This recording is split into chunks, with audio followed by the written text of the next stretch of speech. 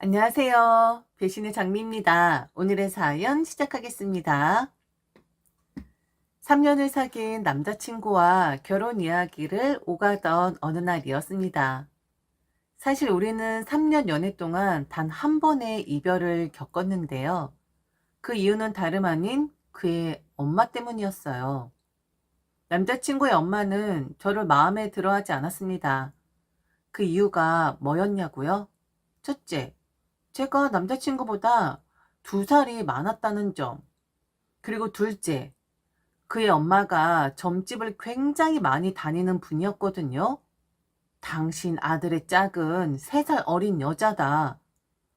만일 그 여자가 아니라 다른 여자와 결혼을 하면 결국 이별하게 될 것이다. 거기서 끝나지 않았습니다. 이별뿐만 아니라 아들의 목숨까지 위험해질 수 있다. 그 얘기를 들었다는 거예요. 저는 솔직히 점 같은 거 믿지 않아요. 요즘 시대에 무슨 점, 부적, 굿이냐 싶은 사람입니다. 근데요, 그걸 맹신하는 사람들 입장에선 점쟁이 입에서 목숨이라는 말까지 나오면 솔직히 겁도 나고 그게 무섭게 작용할 수밖에 없겠죠. 그 이후 정말 황당한 일들이 이어졌습니다. 남자친구의 엄마는 액을 막아준다며 저에게 별의별 걸 가져다 주셨어요. 이름 모를 부적, 뭘 태우면 연기가 피어나는 종이, 작은 주머니에 뭐가 들어있는지도 모를 물건들, 그리고 한술 더 떠서 이렇게 말했습니다. 구술해야 한다. 금액은 2천만 원. 저는 귀를 의심했어요. 그런데 진짜로 그 구슬하기 위해 돈 2천만 원을 구해오라고 하는 겁니다. 결국 저는 터지고 말았죠. 이해를 해 주려고 노력을 했었는데 굿이라니 아무래도 좀 거부감이 들 수밖에 없잖아요. 그래서 남자친구에게 이별을 고했습니다.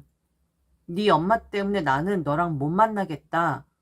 네가 어떻게 되는 게 아니라 내가 어떻게 될 것 같다. 네 엄마 지금 일부러 그러는 거 아니냐. 너 목숨 부지해야 하니까 어린 여자 만나라. 나 같은 나이 많은 여자 만나지 말고 등등.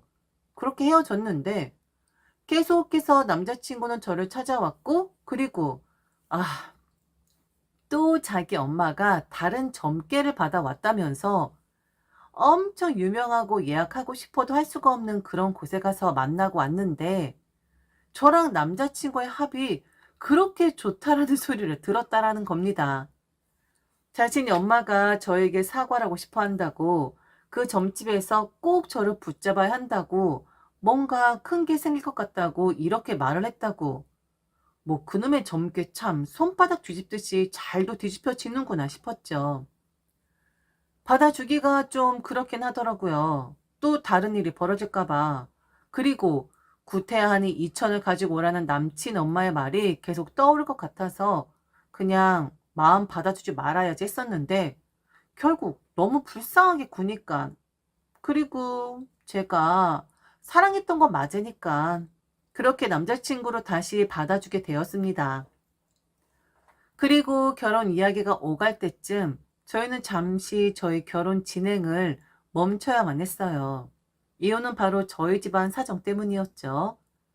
바로 제 친오빠의 문제 때문이었어요. 오빠의 결혼은 처음부터 삐그덕거리며 시작됐습니다.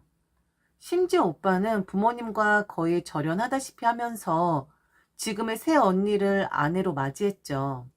그럴 수밖에 없었던 사정이 있었습니다. 처음엔 저도 오빠를 응원했어요. 솔직히 저희 부모님을 원망하기도 했습니다. 왜냐하면 새언니는 결혼 전 임신을 했던 경우였거든요. 그리고 오빠는 나중에 오해를 피하고 싶다며 솔직하게 다 털어놨습니다. 듣고 있던 저는 정말 숨이 턱 막혔어요. 새언니는 20대 시절 술로 인해 입원 치료까지 받을 정도로 심각한 상황을 겪었던 사람이었어요. 그때부터 이미 결혼길이 험난해지리라는 걸 알 수 있었습니다. 오빠는 새언니 집안 이야기도 해줬어요. 듣다 보니 정말 그런 집안에서 살았다고? 그런 부모가 존재한다고? 제 입에서 절로 이런 말이 나올 정도였습니다. 최악 그 자체인 부모 밑에서 엄청난 고생을 하며 자란 사람이 바로 새언니였습니다. 하물며 새언니의 부모님은 이혼을 하시고 새언니 어머니는 바로 재혼을 하셨는데, 근데 그 재혼한 새아버지의 자식에게서 몹쓸짓까지 당할 뻔했다고. 그 새언니는 집을 뛰쳐나와 쉼터 같은 곳에서 생활을 했었다고 합니다. 그러다 술에 빠지고 삶이 꼬이고 말 그대로 어마어마한 환경에서 자라난 사람이었습니다. 저희 부모님 입장에서 보면 오빠가 그런 여자를 만난다는 게 도저히 탐탁치 않았던 거죠. 근데 어쩌겠어요? 아이가 생겼다는데. 그럼에도 불구하고 부모님은 끝까지 반대하셨습니다. 오빠는 결국 결혼했습니다.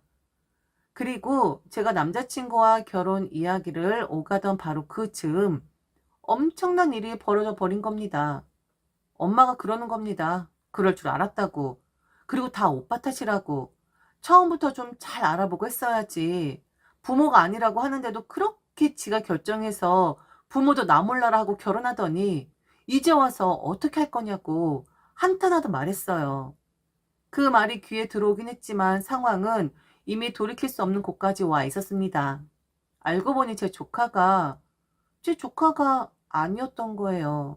제가 얼마나 예뻐했는데 그 아이가 오빠의 아이가 아니었다는 겁니다. 너무 충격적이었죠. 아주 우연한 계기로 알게 됐다고 했어요. 처음엔 믿지 않았어요. 오빠도 믿고 싶지 않았겠죠. 그래서 혹시 자신이 뭔가 잘못 알고 있는 것 아닐까, 실수가 아닐까 하는 마음으로 유전자 검사를 의뢰했나 보더라고요. 그런데 결과는 너무나도 냉정했어요. 친자가 아니다. 그 짧고 건조한 문장이 오빠의 인생을 무너뜨렸습니다. 우리 오빠 정말 잘난 사람이었어요. 저희 집안의 자랑이었고 실패라는 걸 몰랐던 사람이었죠. 언제나 당당했고 고개를 숙일 일이 없었던 사람이었습니다.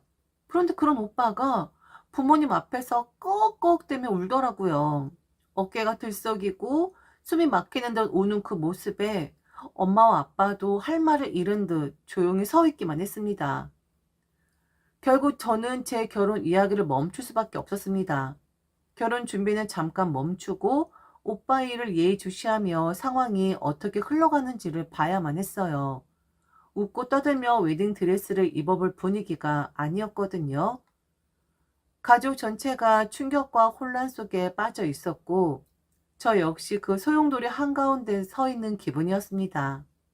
당연히 오빠는 이혼을 선택했습니다.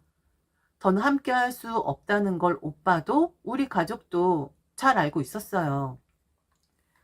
그런데 이혼을 결심하고 난 후 상황은 더 복잡해졌습니다. 새언니가 부모님을 찾아왔거든요. 그리고 조카를 내밀었어요. 정말 기분이 묘하더라고요. 아이는 아무 잘못이 없지만 그렇다고 해서 우리 집안 아이는 아니잖아요. 그 현실이 너무 괴로웠어요. 그 아이의 얼굴을 보는 순간 마음이 무너져 내렸습니다.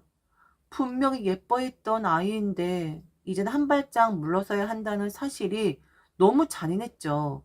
그리고 이런 생각이 들었어요. 왜 처음부터 일을 이렇게까지 만들었을까? 앞으로 어떻게 살려고 하는 걸까? 저 아이의 미래는 도대체 어떻게 되는 걸까? 속상하고 괴롭고 답답한 나날이 이어졌습니다. 결국 오빠는 서류에 도장을 찍었고 그렇게 이혼은 현실이 되었죠. 그런데 이혼 과정에서도 믿기 어려운 일이 또 벌어졌습니다. 바로 오빠의 장모. 그러니까 새언니의 엄마라는 사람이 끼어 들어온 거예요. 그 사람은 당당하게 이렇게 말했습니다. 그래도 애와 먹고는 살게끔 해줘야 하는 것 아니냐. 다 필요 없으니 오빠의 집, 거의 10억에 가까운 그 집을 달라는 거예요.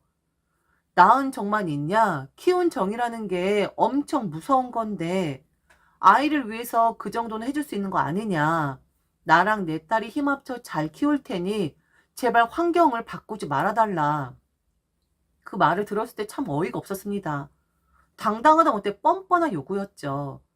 그 장모라는 사람이 그렇게 말을 하자 오빠는 더는 참지 않았다고 해요. 내 동생이 결혼합니다. 이 집 그 동생 줄 겁니다. 키운 정. 그 키운 정이 있으니까 위자료 청구 안 하는 거예요. 그러니 그만 뻔뻔하게 구세요. 그리고 마지막으로 이 사람한테 이제라도 엄마 노릇 좀 하십시오. 이제 저란 사람 없으니까. 오빠가 그렇게 단호하게 말을 했다고 하더라고요. 그 순간 더는 말할 기세가 사라졌는지 새언니 엄마는 잠자코 앉아 있었다고 합니다. 오빠의 집을 제가 받을 수밖에 없었던 이야기가 이렇게 길어진 이유는 이 집이 제 결혼에 아주 큰 전환점이 되었기 때문이에요. 결국 오빠는 집을 제 명의로 넘겼습니다. 결혼하면 그 집에 들어가 살아라. 그 말 한마디와 함께 말이죠. 그리고 오빠는 부산으로 이직을 결정했습니다. 서울과는 완전히 다른 삶을 선택했죠. 이제 진짜 제 이야기가 시작됩니다. 오빠의 집이 제 소유가 되었다는 이야기를 들은 남자친구는 처음에 솔직하게 기뻐했어요. 와, 진짜 잘됐다. 하고 말하면서도 그 기쁨이 얼굴 가득 번지기도 전에 금세 표정이 살짝 굳어지더군요. 근데 나 조금 미안한데? 그가 그렇게 말했죠. 오빠의 이혼으로 생긴 집이니까 마냥 좋아하기엔 찜찜했던 거예요. 저는 그런 남자친구에게 웃으며 말했어요. 그래도 어쩌겠어. 오빠가 이혼했다고 나까지 결혼 안 하고 살아야 해? 오빠는 오빠고 나는 나지. 좋은 방향으로 생각하자고 저는 스스로를 다독였어요. 그리고 이렇게 덧붙였죠. 얼마나 잘 된 거야. 집이 생긴 거야. 그것도 대출 하나 없는 집. 남자친구도 결국 고개를 끄덕였고 우리는 서로 손을 꼭 잡았습니다. 다른 사람들보다 지금 100m 이상은 먼저 뛰고 있다고 우리 결혼 준비는 얼마나 수월하겠냐며 스스로 위안 삼았죠. 하지만 그때는 아무도 몰랐어요. 그 집이 어떤 문제를 일으킬지, 얼마나 많은 파장을 몰고 올지를 저도 남자친구도 전혀 상상하지 못했죠. 오빠의 집이 제 소유가 됐다는 소식을 들은 남자친구의 엄마는 가만히 있질 않았어요. 또 점집을 다녀오신 게 분명했죠. 아니면 최소한 점집 냄새를 맡고 온 듯한 말투였어요. 저한테 집으로 좀 오라는 겁니다. 그냥 말로는 안 된다. 얼굴 보고 얘기하자면서요. 전 무슨 일인가 싶어 갔는데 거기서 남자친구 엄마가 아주 조심스럽게 그러나 뻔뻔하게 말을 꺼냈습니다. 오해하지 말고 들어. 내가 뭐 욕심 있어서 그런 게 아니야. 다 늙어서 내가 무슨 욕심이 있겠니? 아주 상투적인 욕심 없다 멘트로 시작했어요. 근데 그 다음에 나온 말은 정말이지 기가 막혔습니다. 그러니까 말인데 오빠한테 받은 그 집, 그 명의 내 이름으로 해주면 안 되겠니? 순간 귀를 의심했어요. 이어서 나온 설명이 또 걸작이었죠. 그 집에서 워낙에 좋지 않은 일들이 많았잖아. 이혼도 있었고 별의별 사연이 다 있었잖아. 그 나쁜 기운들이 그냥 가만히 두면 너랑 우리 아들한테 다 올 수도 있어. 그런데 내 명의로 하면 싹 비울 수 있대. 기운 바꿔야 한대. 그냥 두면 너희한테 좋지 않은 일이 생길 수 있어. 와, 참 가지가지 하더라고요. 저는 속으로 수백 번을 외쳤습니다. 이분은 왜 이렇게 사는 거지? 더 어이없는 건 제가 예전에 이분 때문에 한번 헤어졌다가 다시 만날 때 각서 비슷한 약속을 받아냈다는 겁니다. 다시는 젊게 얘기 안 하겠다. 이 약속 분명히 했거든요. 그런데 또다시 젊게 이야기가 나오고 또다시 이게 다 너희 잘 되라고 하는 얘기야 같은 뻔한 멘트까지 덧붙이는 걸 들으니까 진짜 웃기면서도 너무 지치는 거예요. 당연히 그 자리에서 거절했죠. 다른 시어머니들은 공동명의 정도만 원하시던데 어머니 욕심이 너무 과하신 것 같아요. 어머니 명의로 해달라고요? 정말 뭐라 말할 가치조차 없더라고요. 저는 덧붙였죠. 만약 이런 일 때문에 결혼해서 남자친구랑 저 사이에 좋지 않은 일이 생긴다면 그건 그냥 제가 감수하겠어요. 공짜로 거의 10억짜리 집을 받았는데 어느 정도 대가는 치러야 하는 거 아니겠어요? 이렇게 말을 내뱉고 저는 그 집을 바로 나와 버렸습니다. 문을 닫는 순간 마음속에 쌓였던 답답함이 확 치밀어 올라서 혼자 차 안에서 한참을 앉아 있었어요. 그런데 문제는 그 다음이었습니다. 이미 남자친구와 저는 그 집 비밀번호를 공유한 상태였거든요. 사실상 우리 집이라는 개념으로 준비를 하고 있었으니까요. 리모델링 할 것도 별로 없어서 새로 살림살이를 들여놓기 전에 각자의 짐을 먼저 옮겨두자고 계획한 날이었는데 그날 완전 대박 사건이 터져버렸습니다. 서로의 짐을 옮기기로 한 날 제 짐을 트럭에 싣고 저는 집으로 향했습니다. 그 집에 도착했을 때 남자친구는 이미 와 있었어요. 먼저 와서 몇 상자를 정리해두고 있었고 저도 도착하자마자 자연스럽게 함께 박스를 뜯으며 짐을 나누어 정리했죠. 서로 도와가며 조금씩 자리를 잡아가던 그 순간 삐빅 삐빅 하고 현관 비밀번호 누르는 소리가 들렸습니다. 순간 저는 얼어붙었어요. 아무도 비번을 모를 텐데. 문이 열리더니 예상치 못한 광경이 펼쳐졌습니다. 낯선 남자가 들어오더니 무려 10개가 넘는 박스를 밀고 들어오는 거예요. 안녕하세요. 이삿짐 센터에서 왔습니다. 그 말에 저는 물론 남자친구까지도 동시에 눈이 커졌죠. 이삿짐 센터요? 도대체 무슨 상황인지 이해도 안 된 채 멍하니 서 있는데 그 뒤로 아주 낯익은 실루엣이 보였습니다. 남자친구의 엄마. 느릿한 걸음으로 들어오더니 마치 자기 집인 양 당당하게 이렇게 말했습니다. 아, 일로 와요. 여기 안방 있는 짐 빼고 내 짐 여기다 싹 넣어주면 돼요. 그 한마디 이삿짐 직원이 일사불란하게 움직이기 시작했고 박스들이 줄줄이 안방으로 옮겨졌습니다. 안방 문이 열리고 이삿짐 기사가 짐을 풀기 시작하는 그 순간 저는 한동안 말을 잃었습니다. 뭐가 어떻게 돌아가는 건지 전혀 감이 잡히지 않았고 그저 황당하다는 생각만 들었습니다. 옆을 보니 남자친구 얼굴은 순식간에 벌겋게 달아올라 있었고 그의 표정은 완전히 우왕좌왕 그 자체. 정신 차리는 뜻으로 저는 제 뺨을 세게 쳤습니다. 빨리 이걸 해결해야만 했으니까요. 저기 아저씨, 잠시만 좀 멈춰주세요. 아니 지금. 아니 왜? 미정아, 왜 그러니? 엄마, 지금 뭐 하는 거예요? 왜 엄마 짐을? 미정이한테 못 들었어? 니들 여기서 살면 큰일 난대. 여기 기운이 좋지 않아서 엄마가 함께 있어야 해. 아, 어머니, 그때 얘기 끝내지 않았나요? 아니, 지금 이게 뭐 하는 짓이세요?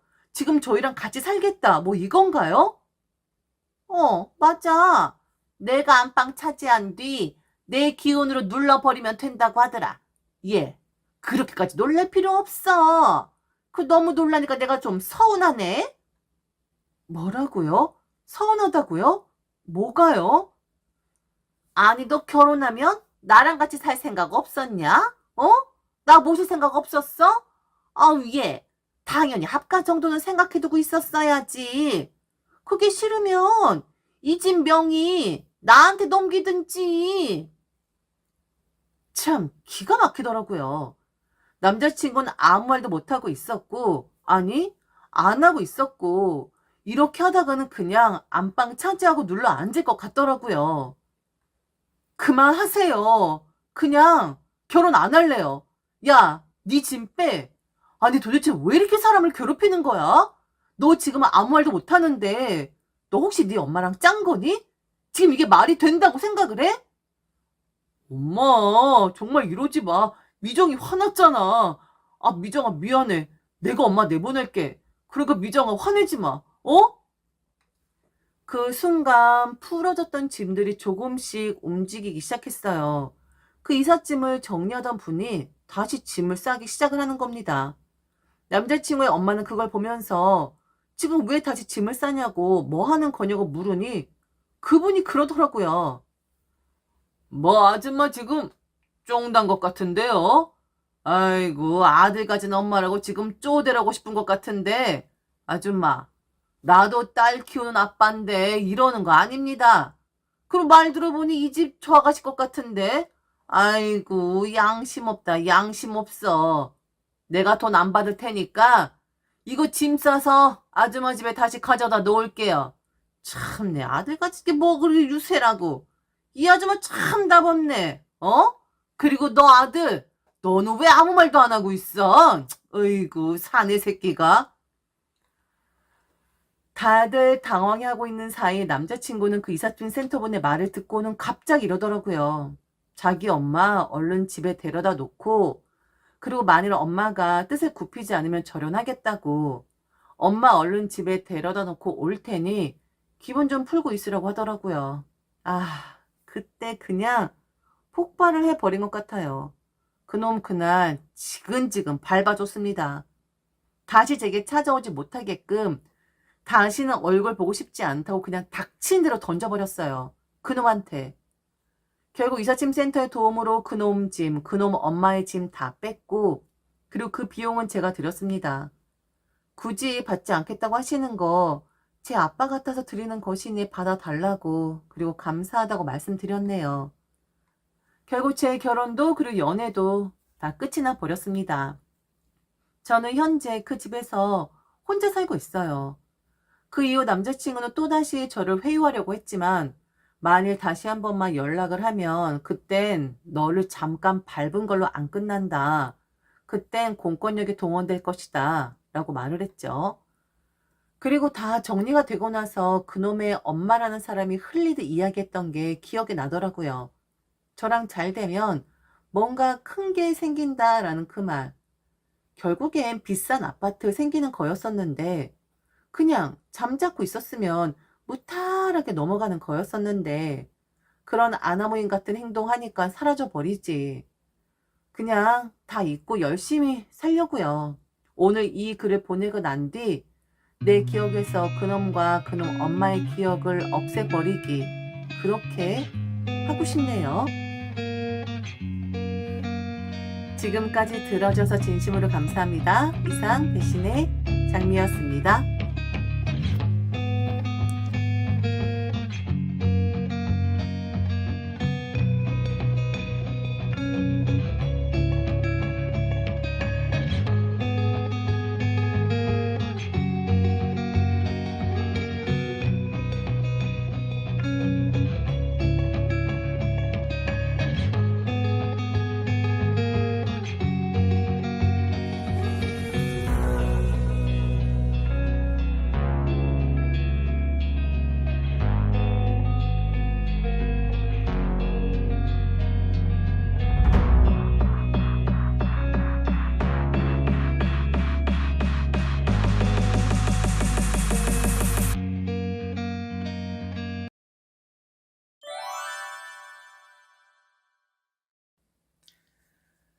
안녕하세요. 배신의 장미입니다. 오늘의 사연 시작하겠습니다. 결혼 생활은 딱 7년 했습니다. 생각해보면 그 7년이란 시간도 사랑해서가 아니라 참아서 가능했던 시간이었죠. 그 사람은 처음부터 제가 좋다고 좋아 죽겠다고 따라다닌 사람이었어요. 미정아, 나 진짜 너 없으면 안 돼. 제발 한 번만 만나주면 안 돼? 결혼은 너 아니면 안 할 거야. 진심이야. 처음엔 솔직히 좀 무서웠어요. 너무 들이대는 사람 보면 호감보다 부담이 앞서잖아요. 거절했죠. 그것도 여러 번. 나 아직 결혼 생각 없어. 그냥 편하게 지내고 싶어. 우린 좀 아닌 것 같아. 그럴 때마다 그는 포기하지 않았어요. 아니, 포기라는 단어 자체가 없는 사람이었죠. 출근길에 커피 들고 기다리고, 비 오는 날엔 우산 2개 들고 회사 앞에 서 있고, 주말이면 연락도 없이 집 앞에 찾아와 지나가다 생각나서 라며 웃던 사람. 그렇게 2년 가까이 저를 따라다녔습니다. 어떻게 보면 집요하고, 어떻게 보면 미련하고, 어떻게 보면 마음이 움직일 수밖에 없게 만드는 사람이었죠. 결혼만 해줘. 나 진짜 잘할게. 너 원하는 대로 다 해줄게. 그 말 지금 돌이켜보면 진짜 잘 짜인 계약 문구 같은 거였습니다. 도장만 찍으면 파멸이 시작되는 그런 계약서. 결국 저는 그 사람의 간절함과 진심이라는 껍데기에 넘어가 버렸죠. 그리고 결혼을 했어요. 양가 상견례, 예식, 신혼여행.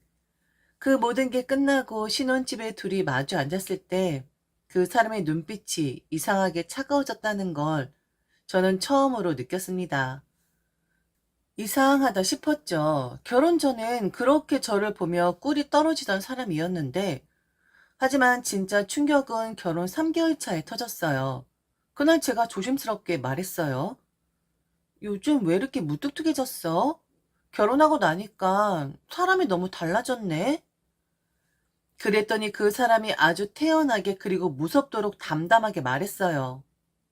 그거 복수야. 뭐? 복수?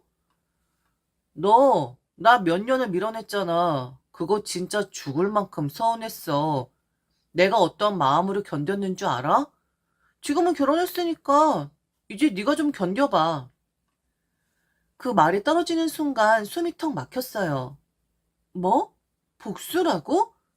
당신 지금 진심이야? 그래. 결혼 전엔 네가 갑이었잖아. 난 매달리고 넌 뭘 해도 받아주지 않고. 근데 지금은 달라졌잖아. 이젠 내가 널 가졌고 넌 내 와이프야. 나한테 속해 있는 사람이라고. 이제는 네가 알아서 기어야 해. 내가 갑이라고.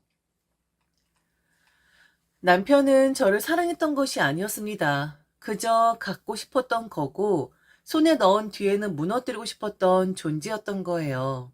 이후의 결혼 생활이요? 말 안 해도 아시겠죠. 저는 그 사람의 가족 전체의 식모가 되었고 며느리라는 이유로 아내라는 이유로 당연하다는 듯 이용당하기 시작했습니다. 너무 길게 말씀을 드리면 듣는 분들 복장 터질 테니 굵직굵직한 것들만 얼른 후다닥 해볼게요.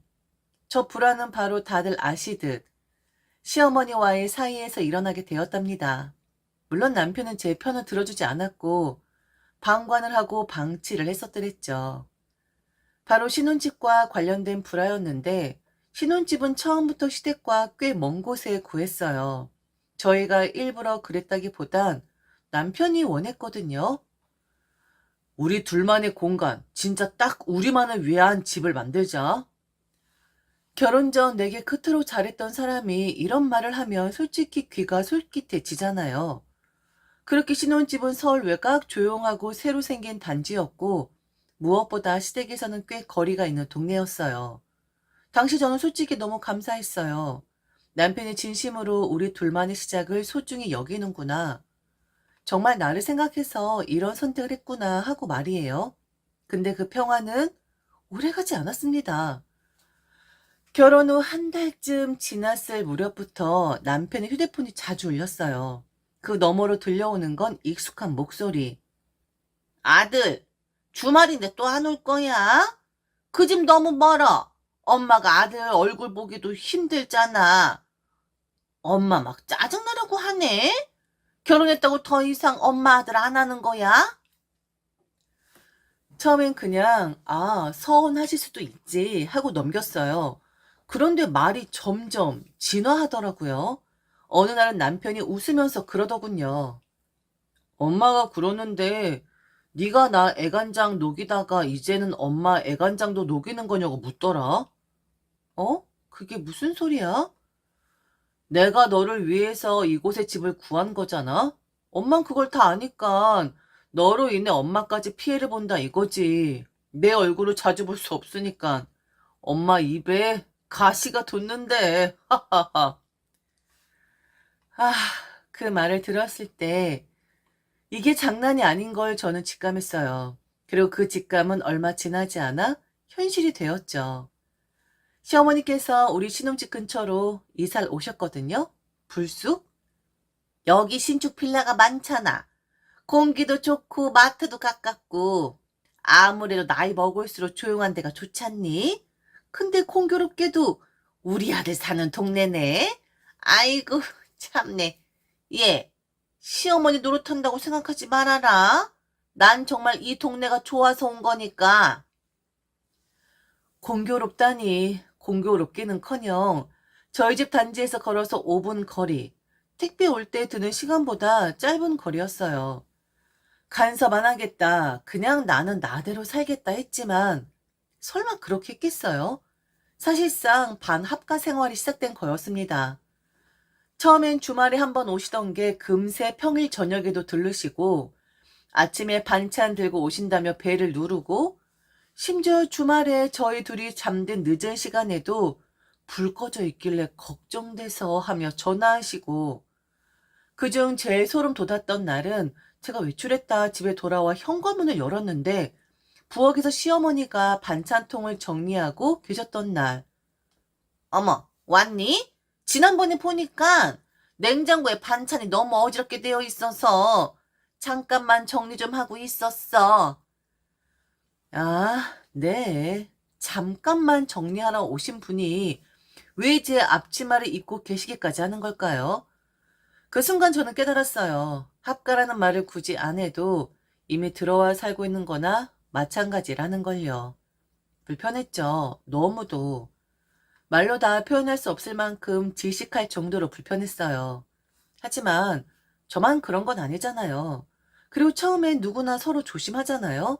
불쑥 찾아와도 어머, 어머니 오셨어요? 하며 웃고 냉장고 정리하고 있어도 아, 또 고생하시네요. 하고 받아주고 사실 저도 그렇게 받아줬어요. 처음에는요. 진짜 처음엔 그래 뭐 어머님도 외로우신가 보지. 우리 신혼집 근처로 일부러 이사까지 오셨는데 저렇게 애쓰는데 오해하지 말자. 곡해하지 말자. 그렇게 이해하고 스스로를 설득했어요. 근데 그게 참 이상하더라고요. 이해가 쌓이면 그 다음엔 당연함이 되더라고요. 며느리가 받아주네? 얘는 말해도 잘 웃네? 아들이랑 다정하게 지내는 거 불편해하지도 않네? 그쯤 되니 시어머니의 말투도 달라졌어요. 처음엔 아가, 그 다음엔 미정아. 그리고 어느 날부턴 야, 너는 말이야? 로 시작되더라고요. 말이 짧아지는 건 그렇다 쳐요. 근데 손이 길어질 줄은 몰랐죠. 그날도 그랬어요. 남편이랑 주말 늦잠을 자고 있었는데 현관 비밀번호 열리는 소리도 없이 그냥 어머님이 들어오셨어요. 그땐 이미 비밀번호까지 알고 계셨거든요. 그러더니 거실에서 이놈아, 나까지 차고 있냐? 너 미정이한테 물리겠다. 아주 그냥 기운이 쭉 빠지겠어. 하면서 호탕하게 웃으시길래 저는 억지 미소라도 지어 보였어요. 그런데요, 그 다음에 제 등짝을 짝 치시는 겁니다. 얘 좀 봐. 남편 힘들게 한다고 뭘 그렇게 웃고 자빠져 있어? 확 주둥이를 찢어버릴까 보다.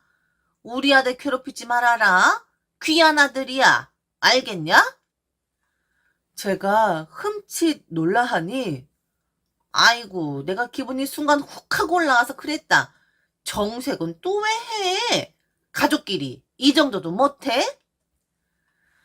난감했습니다. 그렇다고 막 결혼했는데 바로 이혼하자니 주변 시선도 있고 양가 어른들 체면도 있고 무엇보다 제가 너무 쉽게 포기하는 사람처럼 보이기 싫었어요. 그래서 스스로를 위로했어요. 나중엔 적응되겠지. 지금은 시작이니까 처음이니까 내가 좀 참고 넘기면 언젠간 괜찮아질지도 몰라. 근데 그게 시작이 아니었더라고요. 조금씩 조여오던 고삐는 생각지도 못한 또 다른 방향에서 퍽 하고 터지게 됩니다. 솔직히 말씀드리면 시어머니는 그나마 참을만 했어요. 물론 매일 우리 집에 드나드시고 현관문을 본인의 것이냐 활짝 열고 들어오시며 등짝 한 번쯤 툭툭 치는 건 기본이었지만 그래도요, 딱 그 정도였어요. 문제는 그게 아니었어요. 진짜 문제는 시누이, 그 인간이었어요. 정말 말 그대로 작정을 하고 나온 사람이었어요. 저 하나 무너뜨리려고 작정하고, 아니요, 그 이상이었죠. 숨 쉬는 것마저도 시비를 걸 정도로. 어느 날은 이런 말을 하더군요. 내가 올케한테 전화했더니 그렇게 건방지게 말할 줄은 몰랐다니까. 저요. 전화 받은 적도 없고 통화 목록에도 그 사람 이름조차 없었어요. 정말이지 내가 한 걸 자기가 했다고 하고 자기가 한 짓은 내가 한 것처럼 몰아가고. 이간질이요? 이건 이간질 수준이 아니라 공작 정치 그 자체였어요. 그리고 가장 충격적이었던 날 저한테 이렇게 말하더군요. 옳긴 내 동생한테 한번 쥐어 터져야 해. 그래야 정신 차리지. 여자들은 한 번 맞아야 말을 잘 듣는다니까. 심지어는 자기 시댁일을 저한테 시키기 시작했다는 겁니다. 네, 잘못 들으신 게 아니에요. 제 시댁이 아니라 시누이의 시댁. 옳게, 나 제사 음식해야 해. 내일 점심쯤 가지러 갈 테니 해놔. 나 시어머니 병원 모시고 가야 하는데 그날 바쁘니까 올케가 가져야 할 것 같아. 내가 못하면 올케가 대신 며느리 해줘야지. 올케가 왜 있는 건데? 다 이런 데 써먹으라고 있는 거야. 하면서 깔깔 웃는데 와 진짜 웃음이 아니라 헛웃음이 나오더라고요. 남편은 그 모든 걸 보고 들으면서도 제게 이렇게 말을 했죠. 뭐가 그렇게 힘든 건데 어머니랑 누나가 시키는 거 다른 여자들도 다 그렇게 하면서 살아. 심한 것도 아닌데 왜 그래 정말? 그러다가 이 결혼 더 이상 유지할 수 없겠구나라고 결정 지을 만한 일이 터지고 맙니다. 제 인생에서 가장 충격적인 배신, 가장 악의적인 왜곡. 그날은 평범한 평일이었어요. 저희 가족과 인연이 깊은 한 사람에게 연락이 왔습니다. 그 사람은 제가 아주 어릴 적부터 친오빠처럼 지냈던 분이에요. 보육원에서 봉사활동을 하던 저희 큰아버지가 특별히 아껴주던 아이였고, 양자로 드린 건 아니지만 집안 식구들 모두가 큰아버지 둘째 아들이라 부를 정도로 우리는 가족 같은 사이였습니다. 그날은 그 오빠가 운영하는 식당에 아주 좋은 고기가 들어왔다며 미정아, 이건 네가 꼭 먹어야 해 하면서 일부러 우리 집 앞까지 고기를 들고 와줬어요. 고맙잖아요. 밖에까지 나가 그 오빠를 마주했고 잠깐 안부 묻고 고기 받고 고마워요 하고 웃으면서 인사하고 딱 그게 다였어요. 그런데 악몽은 그 직후 시작됐죠. 남편이 회사에서 돌아오자마자 문을 꽝 닫고 들어오더라고요. 얼굴이 시뻘겋게 달아올라 있었고 손에 핸드폰을 들고 있었어요. 이거 뭐야? 그리고 그 사진 한 장을 제 눈앞에 들이밀었어요. 그 사진엔 놀랍게도 저와 그 오빠가 거의 얼굴을 맞댄 것처럼 찍힌 사진이 있었어요. 진짜로 키스를 한 것도 아니고 그저 뭔가를 건네받는 찰나였을 뿐인데 그 찰나의 각도, 그 구도, 그 순간을 기가 막히게 포착한 사진. 저는 경악했죠. 이게 뭐야? 이거 언제 누가 찍은 거야? 남편은 말했죠. 누나가 찍은 거래. 아까 엄마 집 들렀다가 근처에서 네가 어떤 남자랑 있는 걸 봤다더라. 순간 제 머릿속이 하얘졌습니다. 결국 제 뺨을 내리친 남편. 신우의 말대로 된 거죠. 저는 제대로 맞은 여자가 된 거였습니다. 더는 못 참겠더라고요. 가슴이 미어지는 게 아니라 속이 끓어서 터져버릴 것 같았어요. 제가 어떤 삶을 살아왔고 어떻게 이 결혼을 지켜보려고 애썼는지를 누구보다 잘 아는 사람은 남편이었거든요. 그런데 그 인간 그딴 사진 한 장에 그딴 신우의 말에 아무 확인도 없이 저를 2대나 때렸어요. 제 뺨을요. 첫 번째 뺨을 맞았을 땐 순간 너무 놀라 숨이 턱 막혔고 두 번째 뺨이 날아왔을 땐 아, 끝났구나 싶었어요. 그 순간 저는 모든 미련을 내려놓았습니다. 저는 조용히 전화를 들었고 그 오빠를 불렀습니다. 오빠가 도착하자마자 남편, 시어머니, 시누이 셋을 모두 거실로 불러 모았어요. 그들은 제 표정을 보고도 자신들이 뭘 잘못했는지 감조차 못 잡는 눈치였죠. 이혼할 거예요. 제가 그렇게 말하자 모두들 눈이 동그래졌어요. 이혼? 무슨 소리야 너 지금? 그때 저는 조용히 눈앞에 오빠를 가리켰습니다. 이 사람이랑 나 무슨 사이인지 당신도 잘 알지? 어렸을 때부터 우리 집에서 가족처럼 지내던 사람이고 결혼 전부터 너도 다 알던 사이야. 근데도 너, 네 누나라는 인간 말만 믿고 내 뺨 때린 거야? 그렇지? 순간 남편의 얼굴이 굳었어요. 하지만 저는 말을 멈추지 않았습니다. 분명히 말할게. 만약 내가 이 사람한테 조금이라도 마음이 있었다면 지금 벼락 맞아 죽어도 괜찮아. 결혼 전에도 결혼 후에도 난 너 하나밖에 몰랐어. 그리곤 신우이를 정면으로 바라봤습니다. 좋니? 네가 바란 게 이거잖아. 내가 너한테 속고 얻어맞고 무너지는 모습. 당신 아들 접할까봐 당신들 부른 거야. 내가 너무 억울해서 당신 아들한테 손댈까봐 니들 부른 거라고. 소송 걸어서 질질 끌면서 괴롭히고 싶은데 인간 아닌 것들하고는 그렇게 안 하려고. 이혼하자 바로. 처맞기까지 했는데 내가 너랑 살면 사람이 아니지. 안 그러니? 그렇게 저는 이혼을 했습니다. 네가 잘 살 수 있겠냐고 악담을 하더라고요. 이혼하고 나서의 제 삶은 말 그대로 재정비의 시간이었어요. 가슴에 남은 생채기는 쉽게 아물지 않았고 사람을 만나는 게 두렵기까지 했죠. 그러다가 정확히 5년 뒤에 믿을 수 없는 일이 생기게 됩니다. 전 그날도 역시나 앞치마를 입고 있었어요. 한 식당에서 서빙을 하고 있었거든요. 평소처럼 앞치마를 두르고 한쪽 팔에는 반찬 쟁반을 들고 테이블로 향했어요. 근데 이상하게 등 뒤가 싸하더라고요. 딱히 누구 얼굴을 본 것도 아닌데 심장이 쿵 하고 뛰었죠. 그런 감정, 여자 직감이라 해야 하나? 테이블에 반찬을 내려놓고 고개를 드는 순간 숨이 멎는 줄 알았어요. 전 신우이.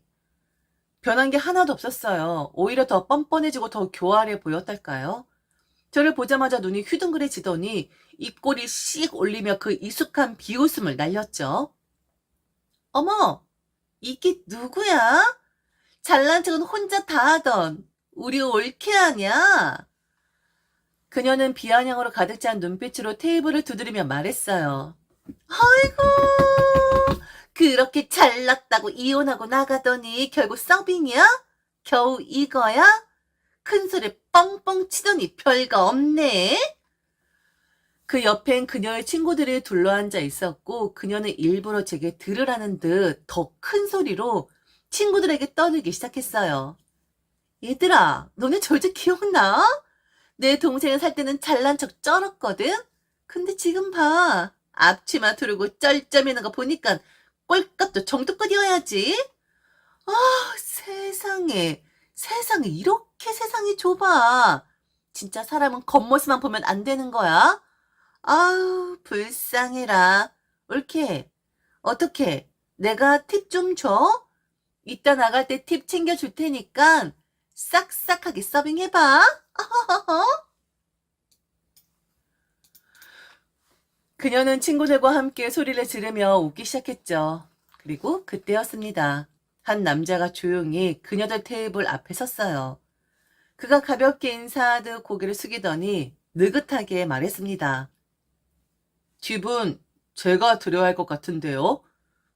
뭐라고요? 어? 너 그때? 그 남자는 부드럽게 웃으며 말을 이었습니다. 기억하시죠? 그날 사진 한 장으로 한 여자의 인생을 망가뜨렸던 거. 근데 덕분에 제가 그 여자와 가까워졌어요. 그래서 지금은 그분과 같이 이 가게를 운영하고 있습니다. 신우의 입꼬리가 실룩였고 옆에 있던 친구 하나가 작게 속삭였습니다. 어머, 저 사람 여기 사장님이야? 여기 대박각인데? 야, 뭐야? 네 저녁에 재혼한 거야? 뭐야? 남자는 고개를 끄덕이며 천천히 말을 이었죠. 진심으로 제가 팁 드리고 싶습니다. 당신 5년 전 해준 큰일에 대한 감사의 표시로. 근데 말이죠. 고기는 못 팔겠네요. 우리 가게 대표님을 모욕하셨거든요. 신우의 눈이 동그래졌습니다. 그리고 벌떡 일어나 소리쳤어요. 뭐? 지금 뭐라 그랬어? 대표? 그리고 뭐? 너네 지금 손님을 이렇게 대하는 거야? 손님은 왕이야. 몰라? 주변 손님들의 시선이 하나둘 모였습니다. 남자는 짧게 웃더니 아주 담담하게 그러나 단호하게 말했죠. 왕이요? 왕이면 왕답게 행동하셔야죠. 지금 하신 건 모욕이에요. 손님이 아니라 피해를 끼치고 있는 거라고요. 그리고 우리 대표님 모욕했잖아요. 당신 같은 사람한테 어떻게 고기를 팔 수가 있겠어? 김 실장, 네, 셔터 내려요. 오늘 장사 그만. 오빠였습니다. 그 남자, 내 앞에 서서 신우에게 단호하게 말을 건넸던 그 남자 말이에요. 네, 저 재혼했거든요. 그날 그 시끄럽고 기막힌 재회가 벌어진 그 자리에서 제 옆을 지켜주던 사람은 바로 제 남편이었어요. 이혼 후 정신적 충격이 컸고 정말 오랫동안 사람을 믿지 못한 채 지냈어요. 그런 저에게 다시 손을 내밀어준 사람. 그가 바로 예전부터 알고 지낸 그 오빠였던 거죠. 우리가 함께 운영하는 고깃집, 그 식당은 우리 부부의 사무점이에요. 그날 신우이는 참지 못했습니다. 고성방가 욕설, 테이블 난동까지 결국 경찰이 오고 나서야 억지로 끌려나가도 조용해졌죠. 그리고 또 전 남편까지 호출됐어요. 그 자리에 전 남편, 신우이, 시어머니의 전화통화까지. 참 기묘한 조우였죠. 가게 입구에서 모여 득달같이 몰려드는 그 장면 누가 봐도 코미디였어요. 남편은 신우이를 업무 방해 및 명예훼손으로 고소했습니다. 신우이가 한 말들, 제게 퍼부었던 조롱과 모욕을 하나하나 빠짐없이 진술서에 담았고요. 결국 신우이는 저희 가게 뒤편 사무실에서 무릎을 꿇고 사과했습니다. 눈물 콧물 범벅이 되어 잘못했다 미안하다는 그 말을 반복하더군요. 그리고 저는 합의해줬습니다. 다시 엮이고 싶지 않았거든요. 다시는 얼굴도 보고 싶지 않았으니까요. 그런데 말이죠. 그날 신우이와 함께 있던 그 친구들, 그들이 더 재밌는 얘기를 하더군요. 야, 너 도대체 뭘 한 거야? 네 올케 결혼했다잖아. 이제 올케라고 부르면 안 되겠네? 얼마나 맛있는 곳인데. 그리고 여기 진짜 재벌 수준이야. 네 올케 완전 대박 난 거라고. 그렇게 들려오는 얘기에 솔직히 기가 좀 살았던 건 부정 못하겠어요. 그날 밤 가게 셔터를 내린 후 남편과 둘이 남은 고기를 구워 먹으며 이런 말을 했어요. 원수를 외나무 다리에서 만난다더니 난 고깃집에서 만났네. 남편은 웃으며 말했죠. 근데 그 원수 이젠 다시 못 올걸? 안 그래? 맞아요. 그날 이후로는 신우이도 전 남편도 시어머니도 그 누구도 다시 나타나지 않았습니다. 다시는 볼 일이 없겠죠. 아니면 또 뭔가 꿍꿍이가 있어서 찾아올까요? 지금까지 들어주셔서 진심으로 감사합니다. 이상 배신의 장미였습니다.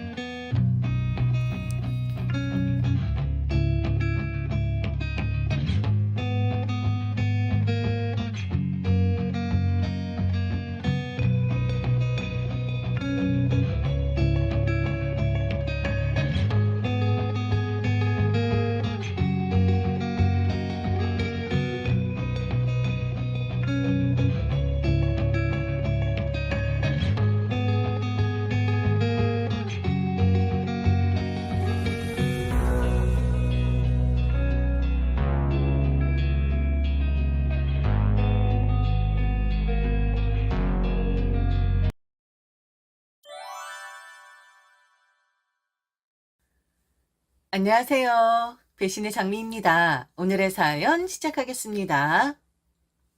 저는 원래부터 여행을 참 좋아했습니다. 남들처럼 해외로 나가는 것도 물론 즐겁지만 저는 그보다 국내 여행을 더 좋아했어요. 한 번쯤 들어본 이름 있는 명소부터 지도 한 구석에 점처럼 찍혀 있는 작은 시골 마을까지 알고 싶은 곳, 가고 싶은 곳이 너무 많았습니다. 비싼 호텔에 머무는 여행도 좋았습니다. 하지만 그렇지 않은 자연을 더 가깝게 느낄 수 있는 여행도 똑같이 좋았죠. 숲이 울창한 계곡 옆에서 텐트를 치고 캠핑을 즐기기도 했고, 해질녘 바닷가 작은 민박집에서 파도 소리를 들으며 잠드는 것도 좋아했죠. 그리고 남편과의 인연도 결국 여행 덕분에 시작됐답니다. 남편과 저는 여행 카페에서 처음 만났습니다. 저는 결혼 전부터 여행 블로그를 운영하고 있었어요. 처음엔 작은 기록장이었죠. 좋았던 여행지 몇 곳, 찍었던 사진 몇 장, 그리고 다음엔 이런 걸 챙겨야지 하고 메모해두는 수준이었는데 점점 블로그는 사람들이 모이는 공간이 됐습니다. 블로그는 그야말로 여행 팁을 나누는 그런 곳이었습니다. 이 계절엔 어디가 좋아요? 이 길은 차 막히니 새벽에 출발해야 해요. 이 맛집은 알려진 것보다 별로였어요. 좋았던 경험도 주의해야 할 점도 모두 적었죠. 그리고 그 글 아래 매일같이 댓글을 다는 한 사람이 있었습니다. 바로 남편. 처음엔 그저 열성 구독자쯤으로 생각했습니다. 하루도 빠짐없이 들어와 글을 읽고 꼭 댓글을 남기고 정보를 묻거나 감사 인사를 하는 사람이었거든요. 그런데 댓글이 쌓이고 대화가 이어지면서 조금씩 이름이 익숙해졌습니다. 그리고 결국 온라인이 아니라 오프라인에서 직접 만날 기회가 찾아왔죠. 당시 저는 여행책을 준비하고 있었어요. 그동안 쌓아온 정보와 경험을 책으로 묻고 싶었고, 좀 더 깊은 이야기를 다른 사람들과 나누고 싶었습니다. 그래서 용기를 내서 블로그에 공지를 올렸죠. 함께 여행 경험을 나눌 수 있는 모임을 준비해요. 그날 남편이 왔습니다. 수십 개의 댓글, 수백 줄의 온라인 대화가 현실의 한 사람으로 다가오는 순간이었죠. 처음 만났을 때 저와 남편은 정말 놀라울 만큼 잘 맞았습니다. 첫 대화에서부터 마치 오래 알고 지낸 사람처럼 자연스럽게 이어졌고 서로의 말에 자꾸 고개가 끄덕여졌죠. 아, 이런 게 있구나. 처음 만났는데 이렇게 편할 수도 있구나. 그때 느낀 감정은 단순한 호감이 아니라 어쩌면 운명 같은 강렬한 끌림이었습니다. 원래는 모임 원칙상 개인적인 연락처를 주고받지 말자고 했었습니다. 하지만 남편과는 예외였죠. 제가 남편을 많이 마음에 들어있던 만큼 남편도 마찬가지였어요. 첫눈에 서로에게 빠져버렸다고 해야 할까요? 그만큼 강하게 거침없이 이어졌습니다. 연락은 하루도 끊기지 않았습니다. 이번엔 이런 데 가볼래요? 이곳이 그렇게 좋다는데 같이 가볼까요? 메시지 한 줄, 전화 한 통이 오갈 때마다 기대감은 더 커졌습니다. 처음엔 적당히 썸을 타자는 마음이었지만 그렇게 주고받은 계획표는 곧 함께 떠나는 여행 일정표로 바뀌었죠. 결국 우리는 함께 여행을 다니는 사이가 되었습니다. 같이 버스를 타고 같이 낯선 마을 골목을 걸으며 새로운 풍경 앞에서 같은 감탄사를 터뜨렸죠. 그런 날들이 3년이나 이어졌고 우리의 여행은 결국 결혼으로 이어졌습니다. 처음엔 너무 좋았습니다. 저는 활동적인 사람이었고 여행이든 뭐든 계획하고 서치하고 스케줄을 짜는 걸 좋아하는 사람이었거든요. 그래서 결혼 후에도 저는 당연히 생각했습니다. 이젠 더 많은 사람들과 함께 여행을 다니겠구나. 시댁 식구들과도 좋은 추억을 쌓을 수 있겠지. 그래서 시댁 식구들과의 여행도 마냥 즐겁게 준비했습니다. 호텔을 고르고 음식점을 알아보고 일정을 짜는 과정조차 신났죠.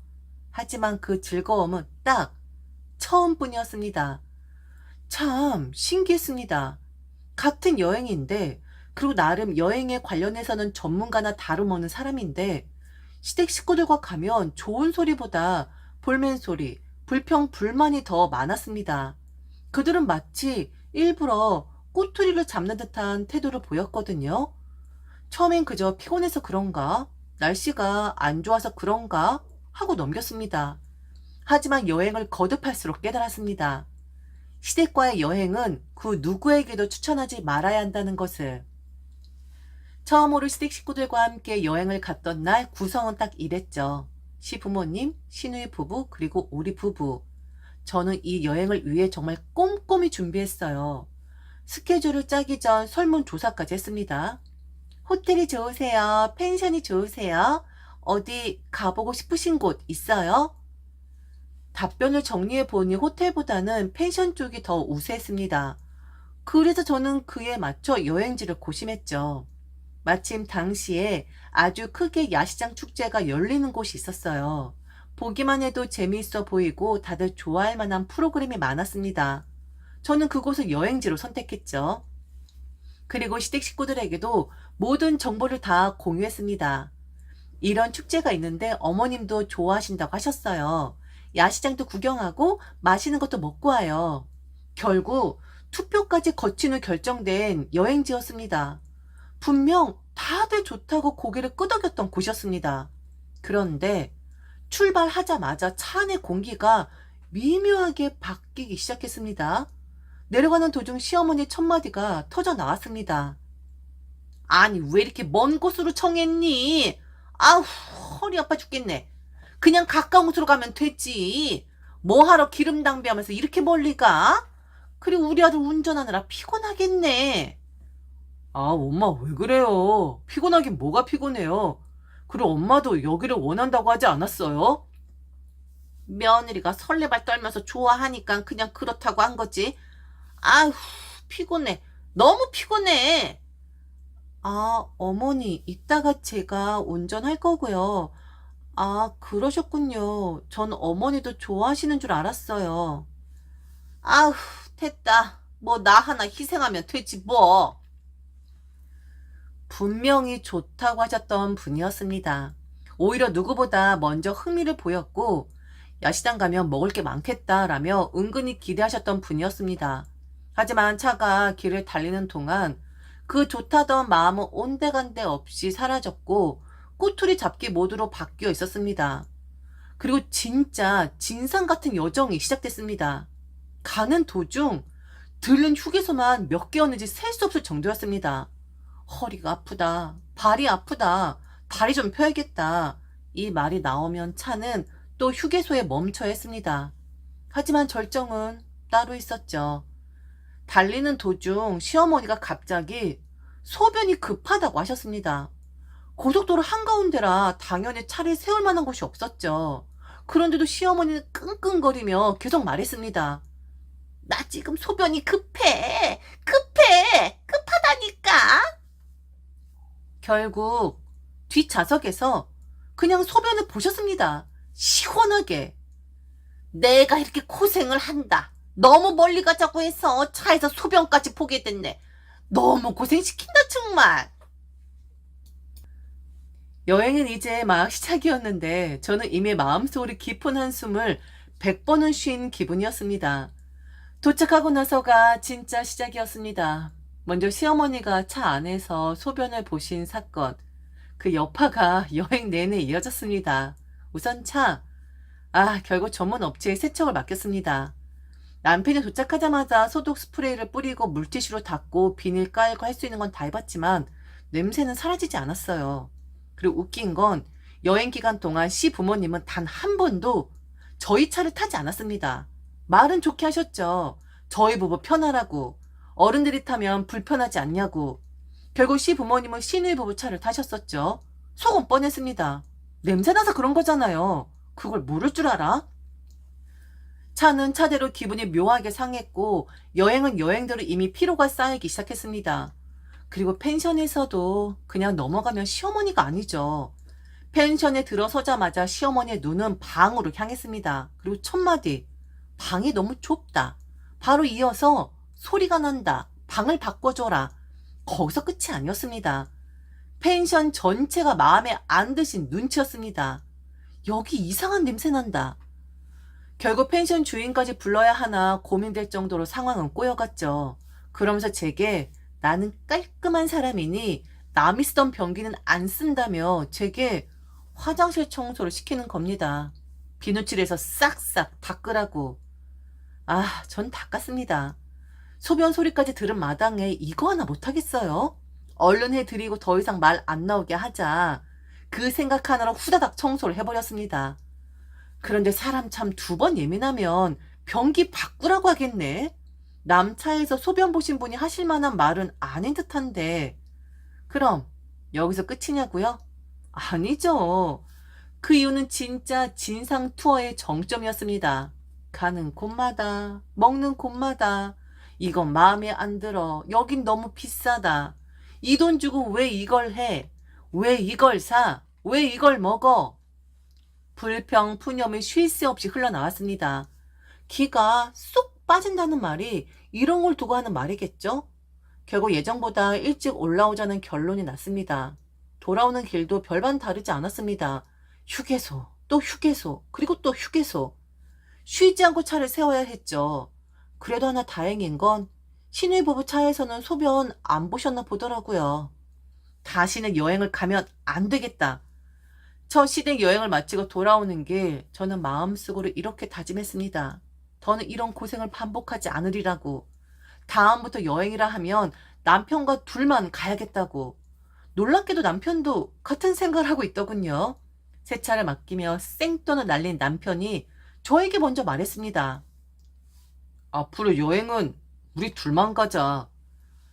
그 말에 마음이 놓였습니다. 남편도 느꼈으니까 앞으로 같이 가자 말 안 하겠지. 그런데 아니었습니다. 다음 여행도 또 그 다음 여행도 계획은 언제나 둘만 가자로 시작됐습니다. 여행지를 고르고 호텔을 예약하고 일정을 짜는 단계까지는 언제나 둘만의 여행이었죠. 하지만 결국 어쩌다 보면 시부모님이 끼든지 시누이 부부가 끼든지 했습니다. 엄마가 여기 한번 가보고 싶다고 하더라고. 누나 부부가 그 주에 시간이 된다는데 같이 가자네. 그런 식으로 우리만의 여행은 결국 시댁 단체 여행이 되어버렸습니다. 그리고 역시나 갈 때마다 분란은 꼭 일어났습니다. 사소한 불평에서 시작해 결국엔 분위기를 뒤집어 놓는 사건이 터지지 않은 적이 없었습니다. 심지어 어느 여행에선 시어머니가 아프기까지 하셨습니다. 머리가 아프다. 속이 안 좋다. 그로 인해 모든 일정은 전부 꼬여버렸죠. 병원을 찾아가야 했고 약을 사러 뛰어다녀야 했죠. 그리고 정말 웃긴 일도 있었습니다. 우리가 가기 전까진 장사가 잘 되던 가게가 우리가 찾아가면 갑자기 없어지는 경우도 있었어요. 이런 불상사들이 생기니까 시어머니가 그러더라고요. 우리하고 여행 오면 재수가 없는 것 같다고. 재미도 없고 재수도 없다고. 저는 속으로 생각했죠. 아니 그럼 안 따라오면 되는 거잖아요. 하지만 꼭 따라오십니다. 그리고 좋은 호텔이나 펜션에 묵으면 반드시 이런 말도 하셨죠. 우리 아들 돈 많이 깨지겠다. 우리 아들 돈 많이 쓰니까 재밌게 놀고 싶은데 며느리 여행 스타일은 나랑 맞지가 않아. 항상 내가 고생만 하는 것 같아. 우리 아들이랑 결혼 전에 여행 다녔을 땐 안 그랬었는데. 그치 아들? 그렇다고 정말 재미없게만 계시느냐? 아니요. 남편과 시아버지 양쪽에 딱 끼고 아주 의기양양하게 다니십니다. 저는 수발러 그 이상도 이하도 아니었죠. 워낙에 여행을 좋아하니까 참아줬어요. 그리고 맞추는 과정이라고 생각을 했습니다. 그런데 해도 너무하더라고요. 그냥 여행이 아니라 다른 곳에 가서 시집살이를 하는 기분이었습니다. 결국 저는 절대로 남편에게 선포를 했어요. 다신 안 간다고. 그리고 한동안 여행이라는 것을 중단했습니다. 제 인생에서 그렇게 오랫동안 여행을 안 간 건 처음이었던 것 같아요. 발바리처럼 막 뛰어다니고 싶어하는 인간인데 한 6개월에 그냥 회사 집만 했거든요. 그러다가 임신 준비를 위해서 저희 부부는 의논 끝에 제가 퇴사를 하기로 결심을 하게 됩니다. 그리고 남편은 퇴사 기념으로 여행을 가자고 제게 제안을 했고요. 여행? 정말? 아니야. 그냥 좋은 데서 식사나 하자. 당신 처음엔 그렇게 말해도 결국엔 다 딸고 가잖아. 아니야, 정말이야. 이번엔 우리끼리 다녀오자. 그리고 자기가 퇴사하는 게 임신 준비 때문인데 가서 좋은 시간 좀 보내고 오자고. 정말이야? 정말 딴 말 안 하는 거지? 아이, 그럼 자기가 알아서 가고 싶은 곳으로 해. 좋은 곳으로. 내가 기분 좋게 쏠 테니까. 와, 뭐야. 정말 내가 가고 싶은 곳으로 한다. 이번엔 무리 좀 해야겠는데? 그동안 너무 근질근질했었어. 그리고 내가 쏠 테니까 걱정 마. 퇴직금도 두둑하게 받았는데 내가 쏴야지. 안 그래, 자기야? 저는 1박에 100만 원이 훨씬 넘는 프라이빗한 온천을 예약했어요. 그 돈이면 해외를 가지 하겠지만 남편과 둘이서 오붓하게 시간을 보내고 싶었거든요. 그래서 좀 무리를 했습니다. 남편에게 일정을 보내고 그리고 공유를 했습니다. 그리고 1시간 뒤 제게 전화가 걸려왔는데 바로 시어머니였습니다. 어머 얘, 나도 그 온천 가고 싶었었어. 어머머머 네가 웬일이니? 나랑 이번에 통했나 보다. 처음으로 너랑 나랑 통했어. 네? 그게 무슨... 성현이한테 들었어. 니들 그 유명한 온천 간다고. 같이 가야지. 그럼 거기는 가야지. 아니, 어머니. 그런데 얘, 너 우리 아들 돈을 너무 막 쓰는 거 아니니? 너 이제 돈도 안 번다며. 아우, 좋기는 한데, 너는 보면 항상 좀 과소비를 하더라. 그런데 과소비를 해도 좋은 과소비가 있는데, 효율이 떨어지는 그런 나쁜 과소비를 하더라고. 아, 네, 그런가요? 그래, 그렇긴 하더라. 나는 뭐 원래 온천 좋아라니까 싼 데 가도 아무 상관없기는 해. 돈 좀 그만 써라 이거사. 우리 아들 뼈 빠지겠어. 넌 양심도 없니? 암튼 같이 가줄게. 준비해라. 남편에게 바로 따졌죠. 그런데 남편이 어이없는 소리를 하는 겁니다. 자기도 어쩔 수 없이 말을 했다고 하면서요. 아니, 엄마한테 전화가 왔는데, 우리가 여행 간다는 그날 같이 여행 가자고 연락이 온 거야. 그래서 어쩔 수 없이 말한 거야. 자기야, 미안해. 그런데 이번에 좋은 곳으로 가니까, 그리고 엄마한테 말하니까 너무 좋아하더라고. 거기는 가고 싶었었다고 하더라고. 그러니까 별일 없을 거야. 어? 정말 그럴 거야. 진심이야? 난 싫다고 했는데, 또 이러기야? 자기야, 미안해. 아휴, 얼른 인원 추가해. 비용 더 나오겠네. 그래도 기분 좋게 다녀오자. 어? 자기야, 얼른 예약 변경해. 알았지? 급히 전화를 끊는 것 같은 기분이 들었습니다. 아니, 그런 기분이 역력했죠. 저는 곰곰이 생각을 했어요. 또 넘어가 줘야 하나, 말아야 하나, 어떻게 해야 하나? 결국 저는 이렇게 했습니다. 여행 당일 각자의 차를 가지고 만나기로 했습니다. 그리고 저희는 여행 장소에 도착을 했죠. 그곳 온천. 그런데 허름한 여관 온천. 어? 아니 뭐냐? 여기서 뭐 먹는 거야? 왜 도착했다고 뜨지? 아니, 우리 거기 가는 거 아니야? 난 이쪽으로 오라고 하길래 뭐 먹고 가는 줄 알았는데. 그런데 미정아, 식당도 없잖아. 아니요, 제가 변경했어요. 어머니가 하도 이 사람 돈 쓴다고 뭐라고 하셔서. 뭐? 아니, 얘, 지금 이 허름한 여관 온천에 나보고 들어가라고? 어머, 어머니, 온천 좋아하신다면서요. 온천물은 다 똑같아요. 제게 비효율적으로 과소비한다고 뭘 하셨으면서. 이게 바로 효율적인 과소비 아니겠어요? 아니, 자기야, 이게 뭐야? 여기 너무 낡았잖아. 녹물 나오는 거 아니야? 물은 다 같은 물이지 무슨 그런 얘기를 해? 그럼 어머니, 이번에 이 여행도 그렇고 그동안의 여행도 그렇고 어머니 아들 돈으로만 한 게 아니라 제 돈도 항상 반씩 들어갔었어요. 그런데 항상 어머니는 아들 돈만 들어간 줄 아시더라고요. 그래서 딱 이 여관 온천만 예약해 뒀습니다. 식사하시는 거나 어디 놀러 가시는 건 아드님 돈으로 아드님 지휘 아래 하시면 됩니다. 자기야, 그게 무슨 소리야? 아니, 얘, 너 지금 삐친 거니?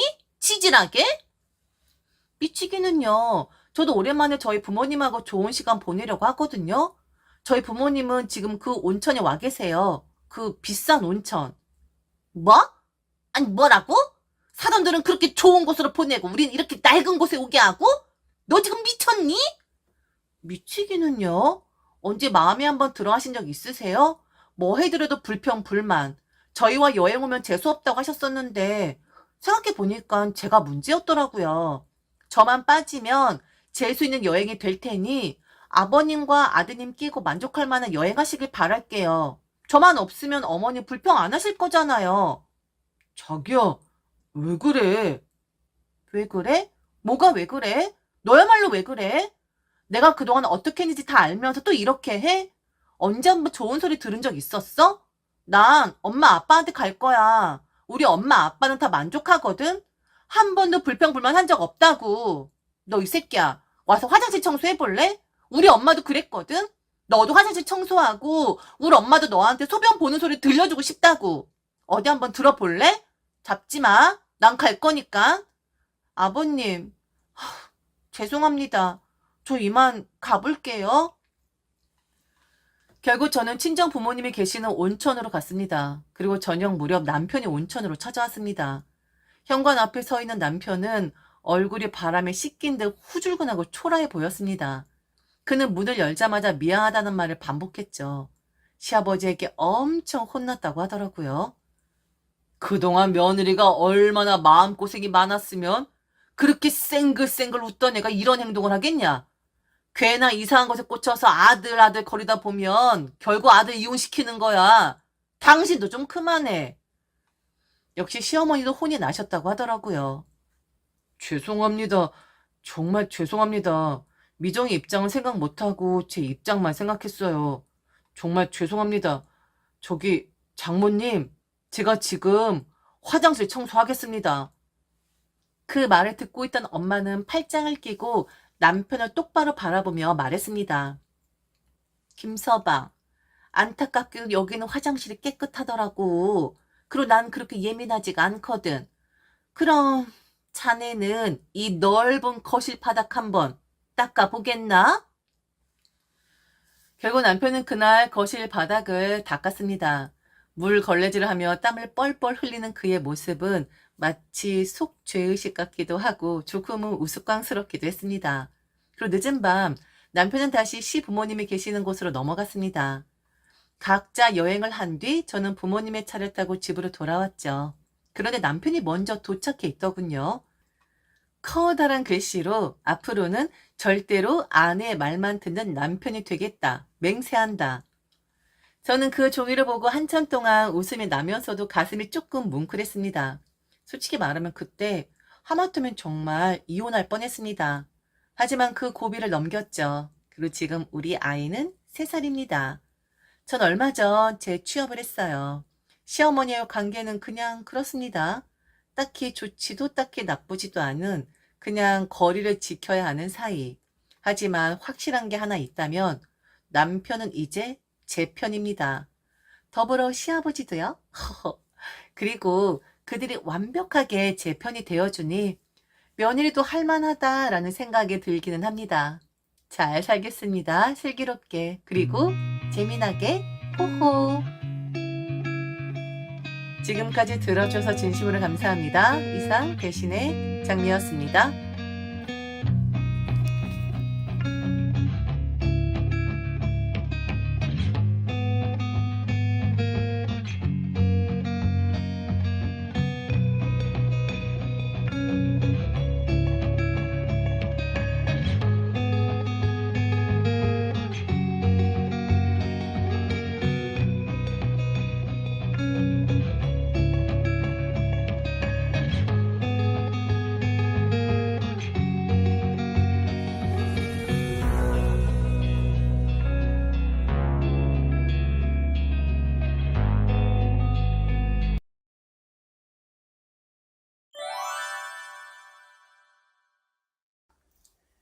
안녕하세요. 배신의 장미입니다. 오늘의 사연 시작하겠습니다.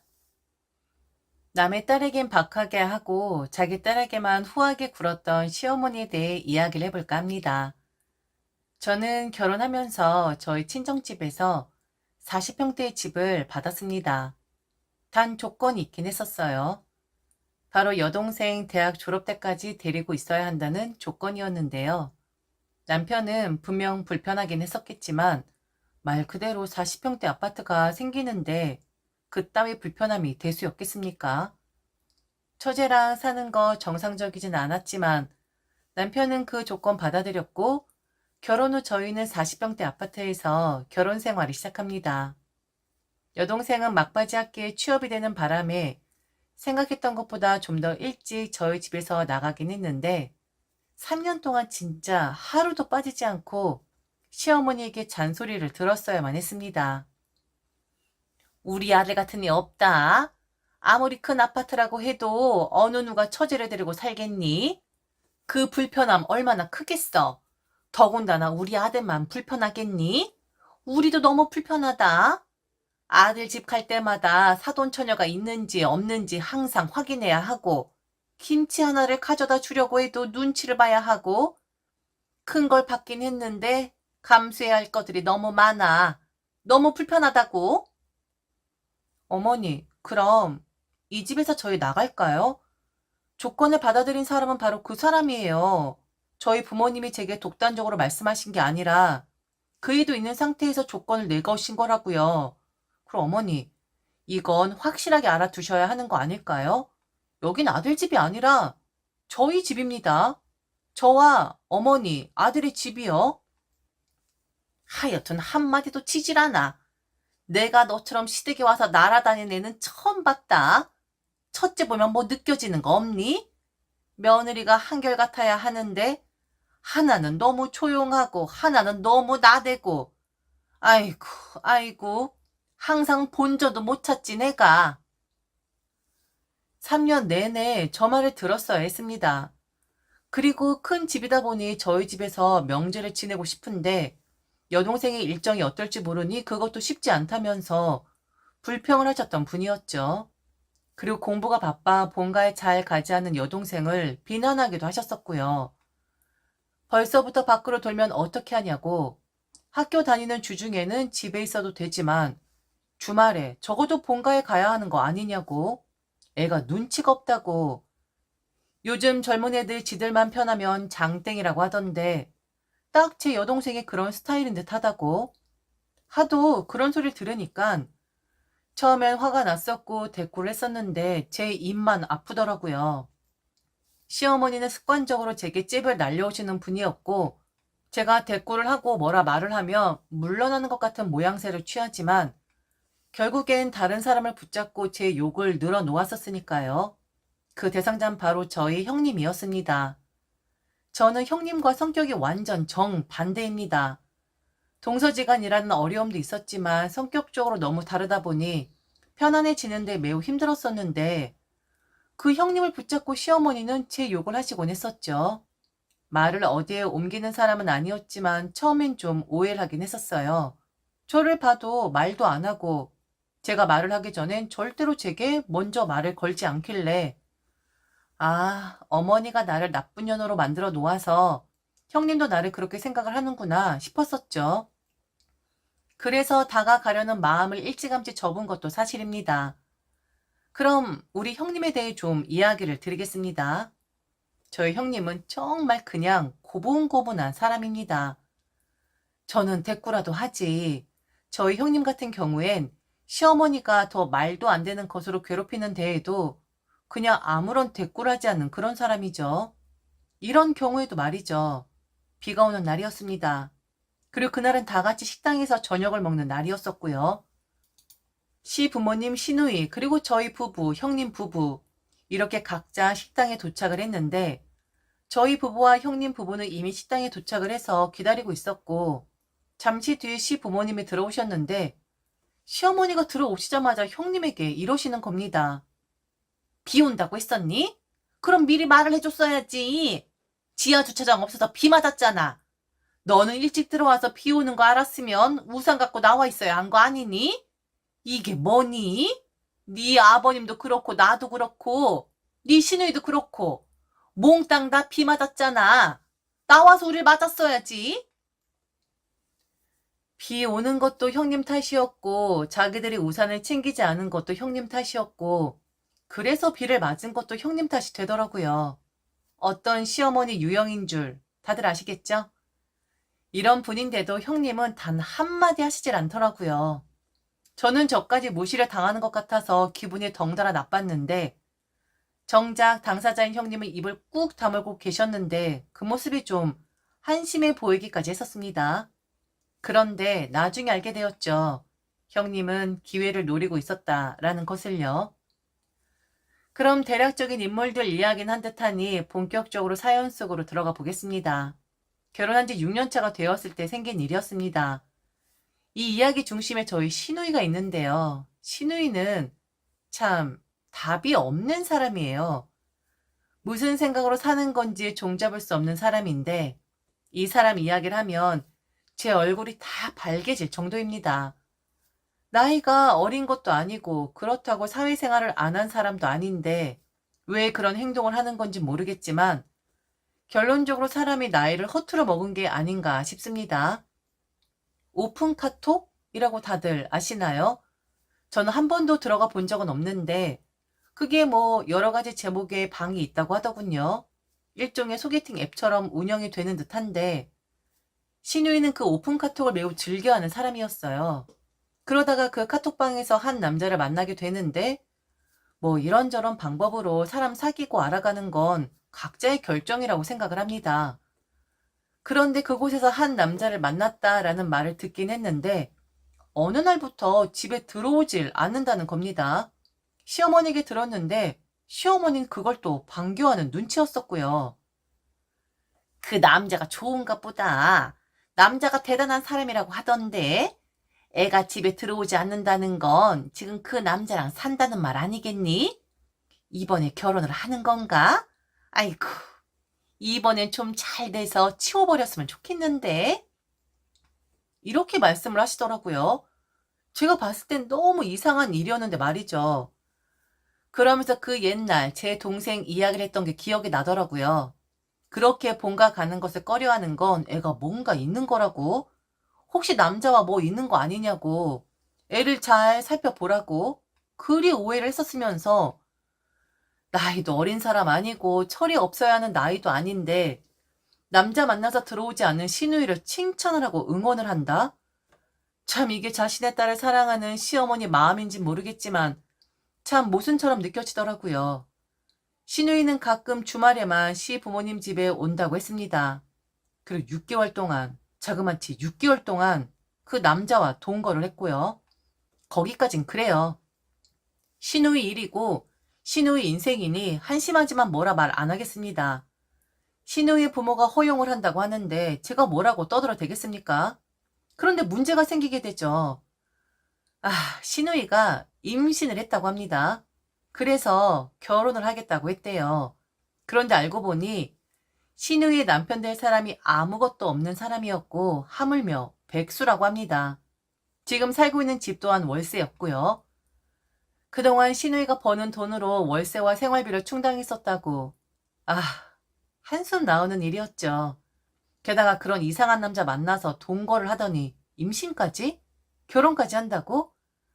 시 부모님도 모든 사실 알고 대단하게 실망을 하셨지만 자기 딸한테는 엄청 유하고 후한 분들이라 그런지 또 시누이를 감싸고 돌더라고요. 뭐 애국자라고 말입니다. 저는 아이가 없습니다. 저희 집에 아이라고는 형님이 낳은 아이 달랑 하나인데 며느리가 둘이면 뭐하냐고, 결혼 생활만 오래 하면 뭐하냐고, 하나 낳고 다른 하나는 낳을 생각도 안 하는데 우리 딸이 이런 큰 일을 이뤄냈다고 그렇게 칭찬을 하시더라고요. 창피했죠. 그런 말을 하는 시부모님 보면서 시누이와 그 남자를 보게 되었는데 말도 하고 싶지 않아요. 결혼을 허락받고자 찾아온 사람인데 머리도 다듬지 않고 얼굴에 수염 자국이 덕지덕지 붙어있고 그리고 그 양복은 도대체 어디에서 빌려온 건지 어울리지도 핏에 맞지도 않은 옷을 입고 와선 결혼을 하겠다라고 하는데 저도 그렇고 남편도 그렇고 뒤로 넘어질 것만 같았습니다. 그런데 이미 오래전부터 신우의 행태를 알아온 남편은 포기 상태인 듯 했어요. 그 밥에 그 나물이라고 끼리끼리 어울리는 거지. 그래, 네가 좋다면 결혼해야지. 저렇게 해볼 줄 웃고 있는데 니들 마음대로 해라 라는 모양새였었죠. 신우이의 결혼은 일사천리로 진행이 되는 것 같았습니다. 돈이 없는 관계로 식은 올리지 않고 양가 어른들 모시고 식사하는 것으로 결혼식을 대신하기로 했고 그리고 바로 혼인신고를 하겠다 하더군요. 그렇게 끝나는 줄 알았습니다. 그게 다인 줄 알았어요. 그런데 얼토당토한 한마디로 코 베어가는 그런 소리를 듣게 되죠.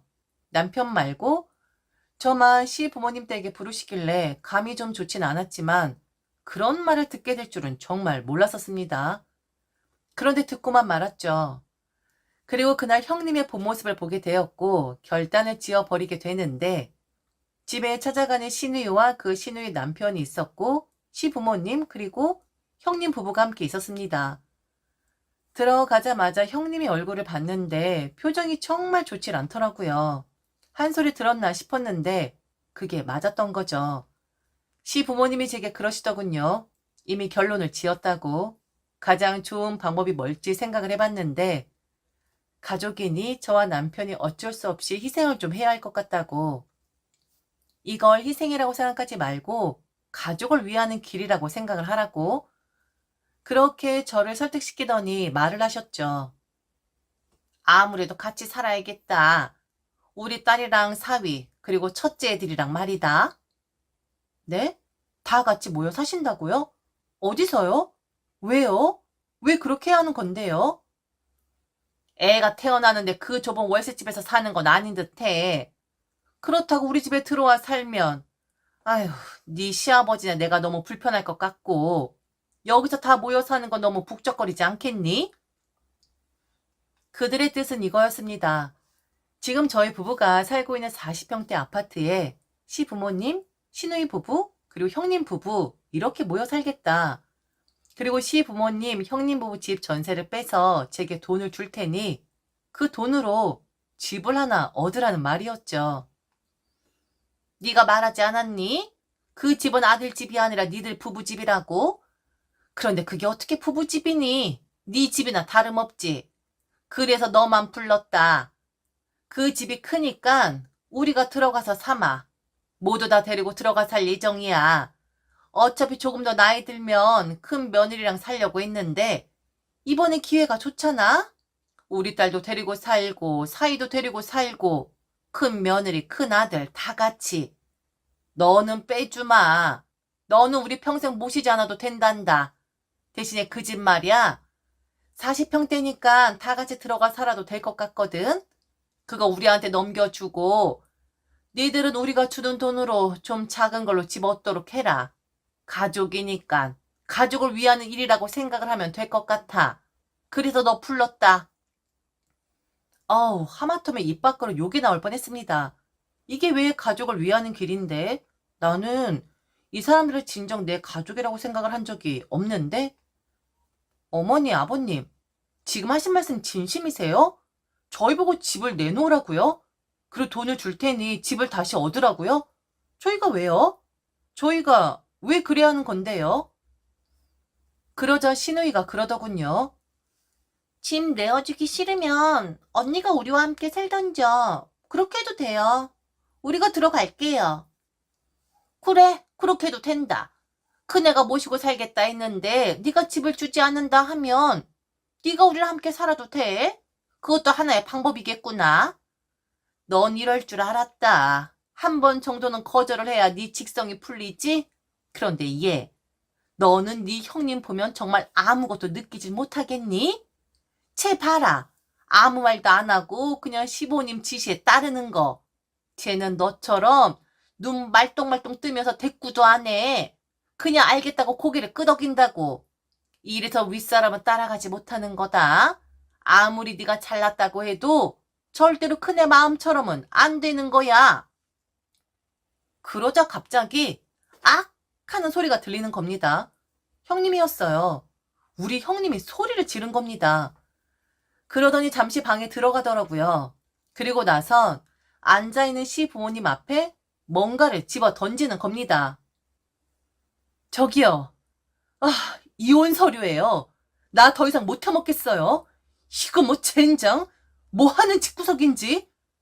백수랑 결혼해서 애 가져가지고 기어 들어오는 년이나 그년 생활하는데 편히 봐주려고 부모님 모시고 살자는 남편 새끼나 나는 가만히 있으니 가만히를 보고 만만하게 보는 시부모 것들이나 어우 나 진짜 이제는 니들이랑 안 해. 야 이혼해. 난 너랑 이제 못 살아. 니들 식구들 수발은 이제 그만둘 거라고. 동서 집 줄 거야? 나는 이혼할 거야. 지금 저 여자가 말 다 개뻥이야. 나는 이 계획 듣자마자 이혼하려고 했었어. 이 여자야. 뭘 알고 씹으려. 따라오지 마. 따라오면 죽여버릴 거니까. 너 따라오지 말라고. 너가 가장 나쁜 새끼야. 알아 이 새끼야? 형님은 그렇게 소리를 지르고 나가셨고 바로 친정으로 가셨습니다. 그 미친 모습을 보고 다들 아무 말도 못했어요. 형님은 이혼을 하셨습니다. 형님이 이혼한다 하니 아쉬운 건지 아니면 믿지 못하는 건지 모르겠지만 형님을 엄청 회유하더라고요. 그런데 그동안 아무 말 안 하던 형님 입이 열렸는지 그 입에선 시가 사람들과 말을 할 때마다 쌍욕이 터져 나왔었습니다. 그리고 저희는 형님보다 충격이 덜했겠지만 욕을 하면서 대꾸를 한 건 아니니까요. 뻔뻔한 시부모의 행태에 남편이 먼저 절연을 선언했습니다. 자기까지 골로 가게 하려고 하는 거냐고. 가만히 잘 살고 있는 사람 건드리지 말라고 그렇게 말을 했죠. 왜 남의 집을 탐내냐고. 이 집은 내 집도 아니고 처갓집이나 다름없는데 아들 체면 깎아 먹으려고 작정을 했냐고 연락하지 말라고 강하게 말을 하더라고요. 저는 지금 시가에 가고 있지 않아요. 남편이 먼저 인연을 끊었으니까요. 제가 받은 충격도 어마어마했었지만 사실 그날 형님의 반응이 가장 충격적이긴 했었습니다. 고분한 며느리가 아니라 참으셨던 거더라고요. 한 번 정도 연락을 줄 줄 알았는데 저도 싫은 건지 이혼하는 중에 이혼하고 나서도 단 한 번도 연락 온 적은 없습니다. 자기 딸 인생 거두어 주려다가 첫째 아들은 이혼하고 둘째 아들한테는 팽당하고 지금 아마도 다 같이 모여 살 듯한데 이루어지긴 했네요.